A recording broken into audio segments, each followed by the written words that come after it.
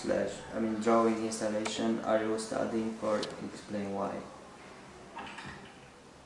At the moment I'm working on a sculpture which is a cube with a sphere inside it. So that answers the question, what are you currently working on and how is it going? So how is it going? Oh, it's going well. It's very technical and difficult to make, but I anticipate that the finished result will be successful and may produce unexpected results, good results.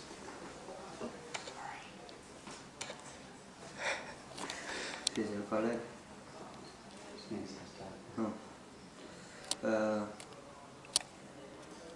Any questions? Hold on. What themes have you been interested in studying? Well, recently my work has been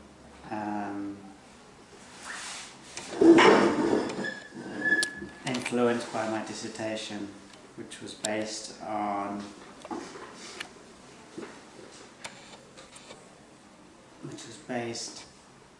an artist called James Turrell, who works with light and perception. And so my dissertation took quite a philosophical approach, and I looked at different philosophers from Plato to Heidegger. I looked at Edmund Burke and the study of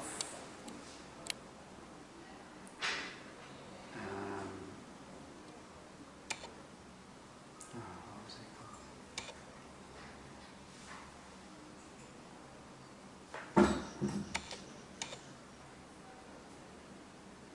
I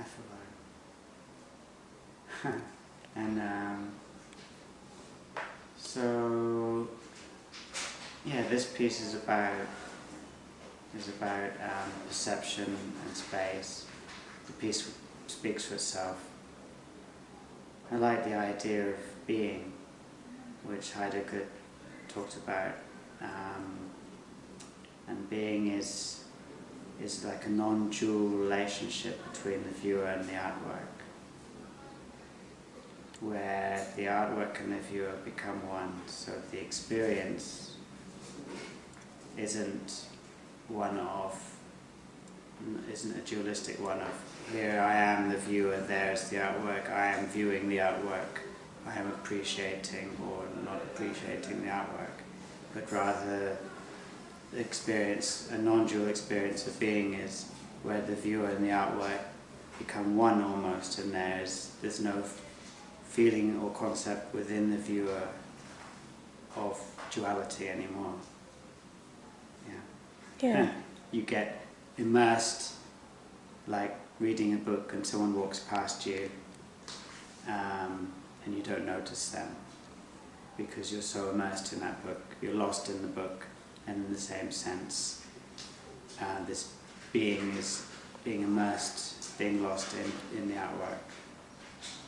That's quite deep. Why did you decide to mix philosophy with sculpture as opposed to another medium? Well, you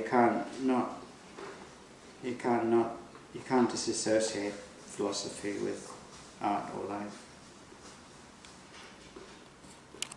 I'm just, I've got my background is in, meditation and I'm interested in questioning the nature of reality,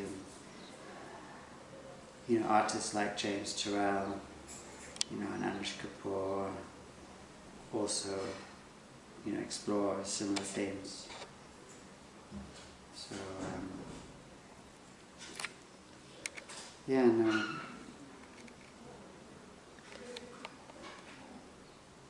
I want to, you know, to be able to make artwork that the audience can have a similar experience to myself, who can gain something from the experience, you know, in a philosophical or a spiritual way. You know, I'm not interested in an analytical experience. I'm not interested in content. I don't want to tell anything, really. For me, the art, I want to make art which is about just an experience.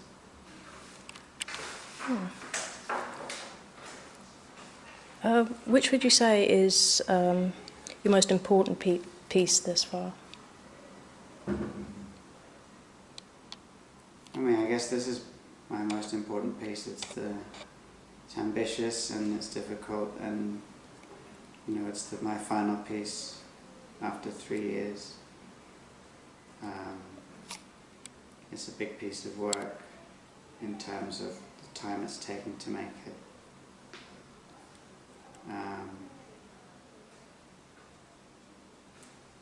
Yeah, but I need to do something that's challenging and ambitious. That's what drives me. Why do you consider this difficult? What do you consider difficult? Technically. The material, the dimensions. Yeah, just you know, I'm making something which is quite large for a sculpture, quite small for architecture, so depends how you look at it. But the materials are quite tricky to work with. It's a fairly symmetrical piece, so it's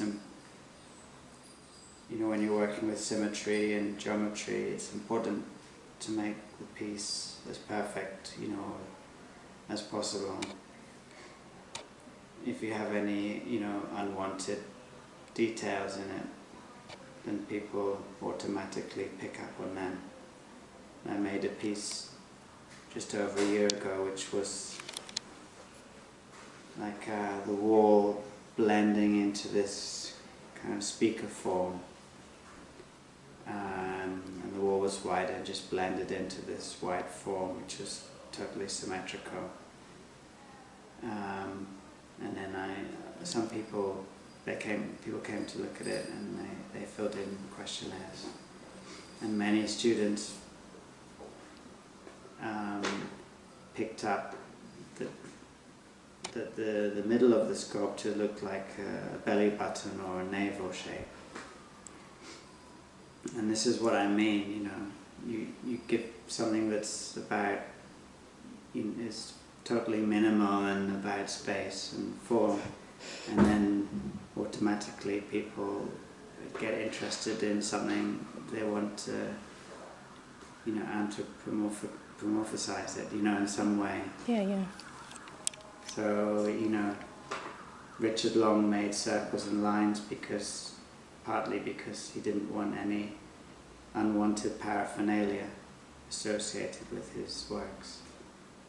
So if he'd made something which wasn't a line or circle, then people would say, oh, it's about this and that, and, you know, and he didn't want that, you know, so he made it as simple as possible so people didn't try to, you know,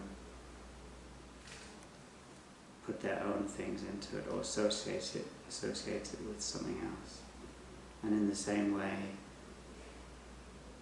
you know, that's why it's very difficult to make geometrical sculpture, because if you make too many mistakes, or if it's not symmetrical, then people will automatically add content.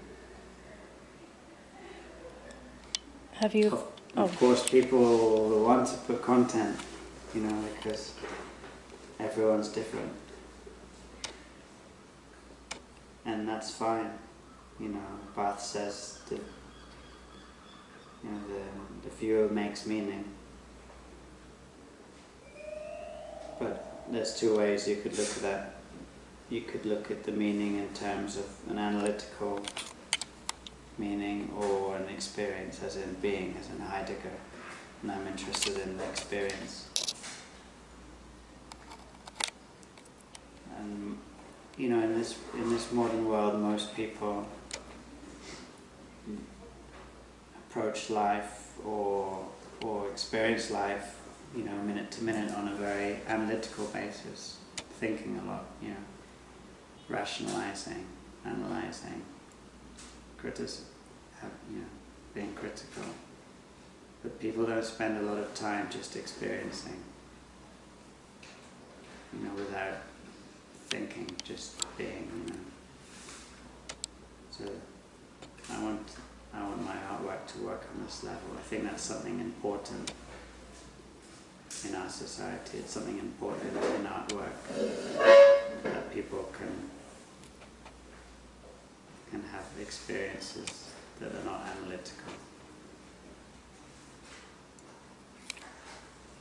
Have you approached any galleries with your sculptures? No.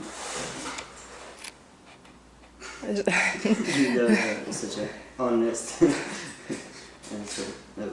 Would you ever consider it? Not at the moment. If someone came up to me who saw my work in a show,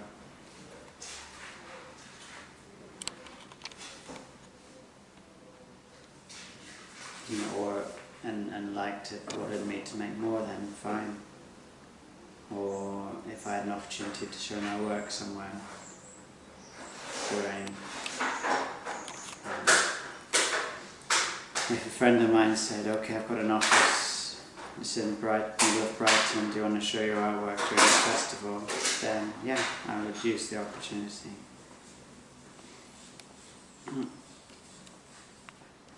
Have you sold any of your artwork at all? No. Would you consider selling it, or? It's very hard to start selling artwork. I suggest you look on the internet and search how easy it is. Do you have a website or? I'm currently planning to start a website. I might call it Pod Art, and that would be related to artwork which are like pods or kind of living spaces which are around, and based on this current artwork that I'm making. So I hope, you know, it may be that people would want to commission me to make these art pieces, but they may have functional uses, you know. Maybe someone wants to use it as a chill out space or a reading room or a music room. You know, it could be futuristic, it could be ecological, made from earth and straw and mud and lime, you know. There's lots of different ideas. And for me, you know, something functional is more interesting than the idea of art for art's sake. That's why I'm interested in archaeology, not archaeology, sorry, architecture. You know, partly because the art object has got so many labels attached to it. You know, when you go into a gallery and you look at an artwork, automatically you go into a certain way. You know, how am I meant to look at this artwork? What is it meant to me? There's all these different things attached to it. And when you go into a room or a building, you don't necessarily have those. You're relaxed, you're not worried, you're not thinking about it. So if my sculpture is functional, if it's a functional space, then people can go in and experience that space without having to think about, is this an artwork? What is it trying to mean? You know? Yeah, yeah. So,